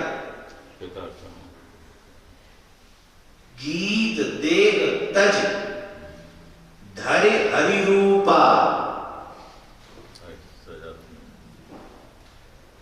गिद्धराज जटायु ने अपने शरीर का त्याग किया तो बोले धरे हरि रूपा, स्वयं भगवान का रूप धारण करके और भगवान के धाम के लिए चले गए। बताओ ये अमरत्व में और इसमें कितना अंतर है? भगवान ही हो गए। यह है मृत्यु का सदवियोग, मृत्यु महोत्सव। जटायु के पास ऑप्शन थे कि आप अमर हो जाओ, उन्होंने उसका डिनाई किया, त्याग किया, तब उनको हरि रूप प्राप्त हो गया। ठीक वैसे ही हम सब के पास भी तमाम ऑप्शन हैं। भगवान कहते तुम्हें हम परिवार दे देते, भगवान कहते हम तुम्हें संसार दे देते, कोष दे देते, हार व्यवहार दे देते। भगवान कहते ये नहीं चाहिए, चलो थोड़ी सिद्धि दे देते, रिद्धि सिद्धियां ले लो। कोई घर में अटक जाता है, कोई परिवार में अटक जाता है, कोई कहीं अटक जाता है, कोई रिद्धि सिद्धि पे अटक जाता है। लेकिन इन सब चीजों से उठकर जो व्यक्ति ये जान जाता है कि मुझे भगवान से सिर्फ भगवान ही चाहिए, उनको तो फिर भगवान अपने धाम की प्राप्ति कराते हैं। बोलो राधे राधे। राधे। इससे आगे के क्रम को हम कल जारी रखेंगे। ये गीता पूरे 6 दिन चलेगी, YouTube के माध्यम से आप लोग श्रवण कर सकेंगे। ये गीता एवरीडे इन्हीं प्रसंगों पर जारी रहेगी। विशेषतः कर्म योग के ऊपर और भक्ति योग के ऊपर ही हम जो गीता में भगवान श्री कृष्ण ने कहा 6 दिन बोलेंगे। तो आज हम द्वितीय दिवस के इस प्रसंग को यहाँ पर पूर्ण करते हैं और एक बार आप प्यार से बोलेंगे राधे राधे। कैसे नहीं थोड़ा और अब सुनिए, हम आज के सत्र को पूरा कर चुके हैं, परंतु बहुत बहुत साधुवाद है, धन्यवाद है हमारे डॉक्टर मेरिया साहब का। बड़े भैया हैं, बड़े प्यारे हैं, बड़ा ध्यान रखते हैं, ब्रज की बड़ी सेवा करते हैं। जिस तरीके से उन्होंने अपने बच्चों को संस्कारी बनाया, ये हमारे लिए उदाहरण है। मैं आप सबसे एक निवेदन करूंगा, आप कुछ भी बन जाओ, जो बनना है सो बन जाओ, लेकिन आप अगर अपने बच्चों को संस्कारी न बना पाओ, अगर आप अपने बच्चों को धर्मात्मा न बना पाओ, तो आपका कुछ भी बनना, कुछ भी बनने से न कुछ बन पाए, यही समझो। क्या कुछ बन ही नहीं पाए, क्योंकि आपकी जो संपत्ति है वो आपके बच्चे हैं। आपके बच्चे, एक बहुत अच्छी बात हम कहीं सुन रहे थे, एक सरकारी नौकरी में व्यक्ति थे, उनके माताजी पिताजी बड़े परेशान होते थे। क्यों? वो कभी रिश्वत ही नहीं देते थे, ऐसे दूसरों की हेल्प कर दिया करते थे, लेकिन उनकी विशेषता थी, कभी अपने पिता के आगे नहीं बोलते थे। ऐसी नौकरी में थे जहां वो अच्छा काम करते थे, किसी को भी प्रॉपर्टी दे सकते थे, वो सरकारी प्रॉपर्टी में तू बना ले, तू बना ले। खुद के पास कुछ नहीं था, छोटा सा ही घर था। एक दिन पिता ने बुलाया, इधर आओ, तुम सबको घर बनवाते हो, तुम इनको बनवाते हो, तुम उनको बनवाते हो, इतना सब करते हो, तुम्हारी इतने बच्चे हैं, तुम्हारे पास खुद एक बड़ा घर नहीं है। जब दूसरों के लिए करते हो तो अपने लिए भी कर लो, कुछ तो कर लो। वो अपने पिता की बड़ी रिस्पेक्ट करते थे, कभी नहीं बोलते थे उनके आगे, लेकिन पहली बार उन्होंने कहा, पूत कपूत तो क्यों धन सच। अगर पुत्र को पुत्र निकला तो उसके लिए कितना भी इकट्ठा करके चले जाओ, किसी काम का नहीं। और पुत्र सुपुत्र तो क्यों धन सच। पुत्र सुपुत्र निकल आया तो वो अपने आप कमा लेगा, उसके लिए कमाने की कोई आवश्यकता नहीं। अगर हमें कमाना ही है तो परोपकार कमाना चाहिए, अगर हमें कमाना ही है तो परमार्थ कमाना चाहिए, अगर हमें कमाना ही है तो भगवान के नाम का धन कमाना चाहिए। मैं ये नहीं कह रहा सरकारी नौकरी छोड़ दो या कमाई छोड़ दो, जो कुछ आपके पास है उसको सेवा भाव में समर्पित करके अपने परलोक और लोक और अपने बच्चों के संस्कारों पर उसको स्पेंड करें, यही आपकी सबसे बड़ी संपत्ति है। भारत में इस समय एक अजीब प्रकार की लड़ाई चल रही है, हम लोग भी इस लड़ाई में जहां तक हो सक रहा है अपने सनातन धर्म के लिए लड़ रहे हैं। काफी लोग हमारे देश को बदनाम करना चाहते हैं, वो लोग जुड़े हुए हैं, लगे हुए हैं, लेकिन हम विदेशों में, आप लोग रहते हैं, देश में रहते हैं, अपने देश की छवि को बनाए रखना, अपने देश के लिए कार्य करना, ये देश में रहने वाले और विदेश में रहने वाले सभी की जिम्मेदारी है। तो अगर आपको लगता है कि हम लोग भी इस कार्य को आगे बढ़ाएं, तो आप लोग भी यहीं से रहकर वीडियो के माध्यम से, अच्छाई के माध्यम से हमारा साथ देते रहिए और अपने बच्चों को अवश्य कथा सुनवाया करिए, जिससे ये जो संस्कार की बातें, पुराणों की बातें, गीता की बातें करते हैं, वो आपके बच्चों तक भी पहुंच सके। अभी बहुत सुंदर आयोजन होने जा रहा है 8 जुलाई से श्रावण मास का, उसको भी आप अपने परिवार के साथ वॉच करें, देखें और संभव हो सके तो शिव जी के पार्थिव शिवलिंग का निर्माण आप लोग भी वहां मानसिक तौर पर वृंदावन में रहकर करें। अगर आ सकते हैं तो बहुत अच्छी बात है। मेरे मुख से कोई भी एक ऐसा शब्द निकला हो इन 2 दिनों में जो आपको अच्छा न लगा हो, तो साधारण मानव समझ करके तो मैं भी हाड़मास का पुतला ही हूँ, गलतियां मनुष्यों से ही होती हैं, मैं भी एक मनुष्य हूँ, कोई गलती हुई हो अपना छोटा भाई समझकर, बच्चा समझकर क्षमा कीजिएगा। कोई बात अच्छी लगी हो तो उसे जीवन में धारण कीजिएगा, वही बात आपका कल्याण भी कर सकती है। पुनः आप सभी को प्रियाकांत कृपा करें, प्रियाकांत आपका कल्याण करें। राधे राधे राधे। पूज्य श्री देवकीनंदन ठाकुर जी महाराज अमेरिका एवं कनाडा में कोरोना काल की भयानक महामारी के बाद पूज्य ठाकुर जी महाराज 2 साल के बाद पधार रहे हैं। आइए हम सभी पूज्य महाराज श्री के श्रीमुख से भगवान श्री कृष्ण की लीलाओं एवं भागवत कथा का रसपान अपने परिवार एवं इष्ट मित्रों के साथ करते हैं। कार्यक्रम इस प्रकार से है। भक्तमाल कथा 17 एवं 18 जून 2022। स्थान Krishna valley temple 13356 Apple valley road, Apple valley, California. Krishna कथा 19 एवं 20 जून। स्थान 305 Riva ridge valley, Texas. Gita ज्ञान 21 एवं 22 जून। स्थान 17 ridley road, Princeton, new Jersey. अधिक जानकारी के लिए संपर्क करें अमेरिका 201-788-8862। श्रीमद् भागवत कथा 24 से 30 जून 2022। स्थान हिंदू सभा temple 9225 the Gore road, Brampton, Ontario, Canada. अधिक जानकारी के लिए संपर्क करें कनाडा 416-219-4786। वृंदावन की पावन भूमि पर बन रही प्रियाकांत जू गौशाला का भूमि पूजन पूज्य श्री देवकीनंदन ठाकुर जी महाराज के पावन सानिध्य में विजयदशमी के पावन अवसर पर 15 अक्टूबर 2021 को किया गया। इस गौशाला के निर्माण हेतु आप हमें अपना सहयोग प्रदान कर सकते हैं। प्रियाकांत जू गौशाला के निर्माण हेतु करें सहयोग। सुरभि परिवार के सदस्य बनने की सेवा राशि 3 लाख रुपए। प्रियाकांत जू परिवार के सदस्य बनने की सेवा राशि 1,11,000 रुपए। सखा परिवार के सदस्य बनने की सेवा राशि 51,000 रुपए। सहयोग सेवा 11,000 रुपए। इस गौशाला के चारे हेतु ब्रज भूमि में भूमि दान करें। प्रियाकांत जू गौशाला के लिए 11 एकड़ भूमि ली जा रही है। आइए हम सब मिलकर ब्रज भूमि में भूमि दान करें। सेवा इस प्रकार से है। आजीवन गौचारे की सेवा 1,11,000 रुपए। 5 साल गौचारे की सेवा 51,000 रुपए। 1 साल गौचारे की सेवा 11,000 रुपए। 3 पग भूमि की सेवा 5,100 रुपए। 1 पग भूमि की सेवा 2,100 रुपए। गौ परिवार के सदस्य बनने की सेवा राशि 11,000। ये सेवा राशि हमारे QR कोड को स्कैन करके कर सकते हैं या UPI ID से भी भेज सकते हैं। प्रियाकांत जू गौशाला @ICICI। आप हमें गूगल पे, फोन पे या पेटीएम नंबर से भी सेवा राशि भेज सकते हैं। हमारा नंबर है 9897551777। आप हमें सेवा राशि भेजकर हमारे व्हाट्सएप नंबर 7351114441 पर स्क्रीनशॉट भी भेजें या हमारे अकाउंट नंबर में सीधे जमा करा सकते हैं। अकाउंट नेम प्रियाकांत जू गौशाला charitable trust. Account number 10170501455। IFSC code ICIC 0001017। Branch name ICIC bank limited, Vrindavan. युवा, यूथ तमाम तरीके के प्रश्न धर्म के प्रति रखता है।